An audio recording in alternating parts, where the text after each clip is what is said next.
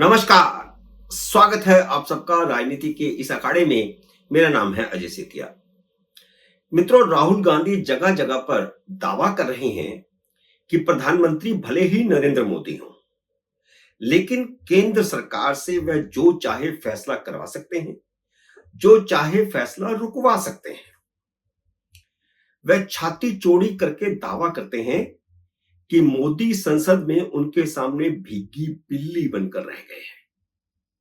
यह बात पहले उन्होंने अमेरिका में कही और अब जम्मू कश्मीर की रैलियों में लगातार कह रहे हैं। यह उनकी राजनीतिक अपरिपक्वता का सबूत है। अगर वह सरकार को अपनी उंगलियों पर ही नचा रहे हैं तो अविश्वास प्रस्ताव क्यों नहीं लेकर आते? नरेंद्र मोदी शीत सत्र में वक्फ बोर्ड बिल पास करवाकर राहुल गांधी की इस गलतफहमी और घमंड को चूर चूर कर देंगे। लेकिन राहुल गांधी का खुद का हाल यह है कि कांग्रेस की सरकारें और कांग्रेस के मंत्री और विधायक भी उनका कहना नहीं मान रहे।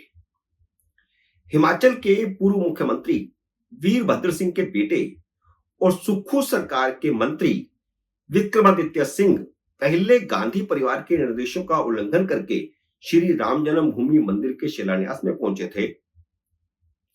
अब उन्होंने योगी आदित्यनाथ के पदचिन्हों पर चलते हुए वह सब कुछ करना शुरू कर दिया है जो योगी उत्तर प्रदेश में कर रहे हैं, जिसका राहुल, प्रियंका और अखिलेश यादव विरोध कर रहे हैं। पहले उन्होंने संजौली की मस्जिद के अवैध निर्माण को गिराने का स्टैंड लिया, जबकि गांधी परिवार के डर से मुख्यमंत्री सुक्खू कोई स्टैंड ही नहीं ले रहे थे। फिर योगी के पदचिन्हों पर चलते हुए विक्रमादित्य ने बिना सुक्खू से सलाह किए मंडी की मस्जिद पर बुलडोजर चलवा दिया, जो कि अवैध निर्माण था। अब जैसे ही योगी ने उत्तर प्रदेश में खाने पीने वाली सभी दुकानों, ढाबों, रेस्टोरेंटों, रेडियो, खोमचों वालों के लिए नेम प्लेट लगाना लाजमी किया, जिसमें मालिक, मैनेजर आदि का नाम लिखना जरूरी होगा, उसके 24 घंटे बाद विक्रमादित्य सिंह ने वही आदेश हिमाचल प्रदेश में लागू करवा दिया। बल्कि योगी से भी 2 कदम आगे बढ़ते हुए उन्होंने कहा कि सरकार खुद उन सब के आधार कार्ड के आधार पर उनके आईडी कार्ड जारी करेगी, ताकि झूठ फरेब की कोई गुंजाइश ही न रहे। बल्कि उन्होंने यह भी कहा कि स्थानीय लोगों की सुरक्षा और रोजगार को सुनिश्चित करने के लिए कानून भी बनाना पड़ा तो बनाएंगे। पिछले 1 दशक में देवभूमि हिमाचल और उत्तराखंड में मुसलमानों ने बड़ी संख्या में घुसपैठ की है। उनमें से कुछ उत्तर प्रदेश से आए हैं तो कुछ बांग्लादेशी घुसपैठिए हैं, कुछ रोहिंग्या मुसलमान हैं, जो योजनाबद्ध ढंग से देश के हर हिस्से में फैलाए गए हैं। हिमाचल प्रदेश के 2 बड़े शहरों शिमला और मंडी में इन्होंने खाने पीने के सामानों के कई खोमचे, रेडियां, ढाबे खोले हैं, जिनसे स्थानीय लोगों के रोजगार पर असर पड़ा है। फिर रोटियों, सब्जियों, फलों में थूक लगाने और जूस में पेशाब मिलाने जैसी खबरें उत्तर प्रदेश से आ रही हैं। उससे भी हिमाचल वासियों को इन पर संदेह पैदा होता है। असल समस्या बाहरी मुसलमानों के खोमचे बढ़ जाना है। जिस मस्जिद में अवैध निर्माण हुआ है, उसके आसपास के इलाकों में बाहरी मुसलमानों की गतिविधियां बढ़ती जा रही थी और रोजगार पर उनका कब्जा होता जा रहा था, जिसे स्थानीय लोगों ने खतरे की घंटी के तौर पर देखा। कांग्रेस की नीति ऐसे लोगों को पनाह देने की रही है, लेकिन स्थानीय कांग्रेस के कई नेताओं के अंदर भी हिंदू जाग गया, जिन्होंने गांधी परिवार की परवाह किए बिना हिंदू आंदोलनकारियों का समर्थन करके बड़ा मुद्दा बना दिया। तो यह एक तरह से गांधी परिवार को दबाव में लाना और कांग्रेस के भीतर हिंदुत्व की राजनीति को शुरू करना है, जो गांधी परिवार की आंखों के सामने किया जा रहा है और उनकी नाक के नीचे उनको दबाव में लाकर के किया जा रहा है।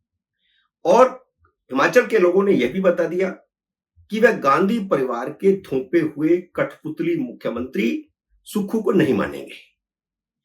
जब से संजौली की मस्जिद का मामला सामने आया और हिंदुओं ने जबरदस्त प्रदर्शन शुरू किए, तब से मुख्यमंत्री सुक्खू डरे हुए हैं, क्योंकि अवैध मस्जिद निर्माण का मामला उनकी सरकार के मंत्री ने ही उठाया था, जो कि विक्रमादित्य का करीबी माना जाता है। मुख्यमंत्री सुक्खू कांग्रेस की नीति के मुताबिक चुप्पी साधे बैठे थे, जिस पर उन्हें प्रियंका गांधी से डांट भी खानी पड़ी कि वह मामले को संभाल नहीं पाए, जिस कारण भाजपा को राजनीतिक फायदा हुआ। जब कांवड़ यात्रा के समय योगी आदित्यनाथ ने कांवड़ यात्रा मार्ग पर नेम प्लेट का हुक्म सुनाया था, तो कांग्रेस ने इसे मुसलमानों की आर्थिक नाकेबंदी कहा था। तब सुप्रीम कोर्ट ने योगी के फैसले पर रोक लगा दी थी और ये कांग्रेस के सारे वकील जो हैं वही सुप्रीम कोर्ट गए थे। लेकिन अब जैसे जूस में पेशाब का वीडियो वायरल हुआ, योगी ने सुप्रीम कोर्ट को ठेंगा दिखाते हुए सारे प्रदेश में ही वह आदेश लागू कर दिया। कांग्रेस अब किस मुंह से विरोध करेगी, क्योंकि अब तो उसी की हिमाचल सरकार ने गांधी परिवार को ठेंगा दिखाते हुए योगी की राह पकड़ ली है। मुख्यमंत्री इस समय कांग्रेस के 3 हैं। तीनों राज्यों के मुख्यमंत्री किसी न किसी संकट का सामना कर रहे हैं। हिमाचल के मुख्यमंत्री भीतरघात और आर्थिक तंगी का सामना कर रहे हैं। कर्नाटक के मुख्यमंत्री सिद्धारमैया भी उप मुख्यमंत्री डीके शिव कुमार की भीतरघात और भ्रष्टाचार के मामले में जांच का सामना कर रहे हैं। उनके पारिवारिक भ्रष्टाचार की जांच के आदेश पहले राज्यपाल ने दिए थे, अब हाई कोर्ट ने राज्यपाल के आदेशों पर मोहर लगा दी है। खुद मुख्यमंत्री इस मामले को हाई कोर्ट में ले गए थे, जहां वे हार गए हैं। इसके पीछे डीके शिव कुमार की राजनीति भी बताई जा रही है, जो गांधी परिवार के दबाव में उस समय तो मान गए थे, लेकिन अब गांधी परिवार को इस तरीके से गच्चा दे रहे हैं। तीसरा राज्य तेलंगाना है, जहां के मुख्यमंत्री रेवंत रेड्डी को भी ईडी ने तलब किया हुआ है।